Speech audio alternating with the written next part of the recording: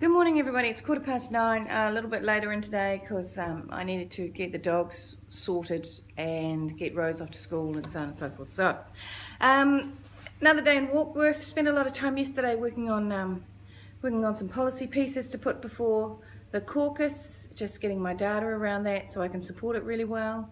I wanted to make a quick comment about Annette King. Now, I know Annette King. I'm not a long-time friend of hers, but I've got to know her over the period of time that I've been in the Parliament.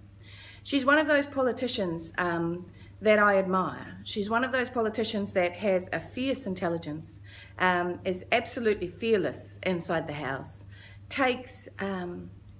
has taken years of Jonathan Coleman basically calling her a liar without using the word liar, instead of answering any questions. And yet she continues to push the point around cuts to health, the lack of concern, or what appears to be concern for real New Zealanders when they seek non-urgent operations, and other healthcare services around New Zealand. The push by this government to get the DHBs to stretch that dollar just that little bit further, which is coming at the cost of, healthcare and services to New Zealanders.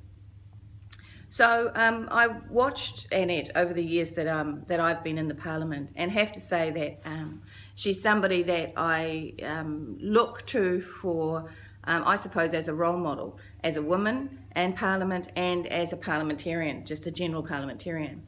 I know that Annette would not do anything that she hasn't decided to do herself. She's not a woman that gets pushed around.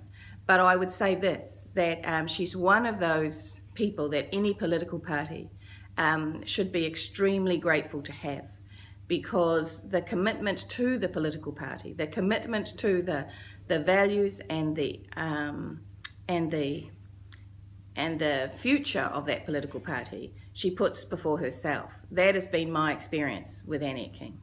So I want to acknowledge that she made a decision yesterday, and I believe it's the right decision for Annette, because I know Annette wouldn't make it without it being so.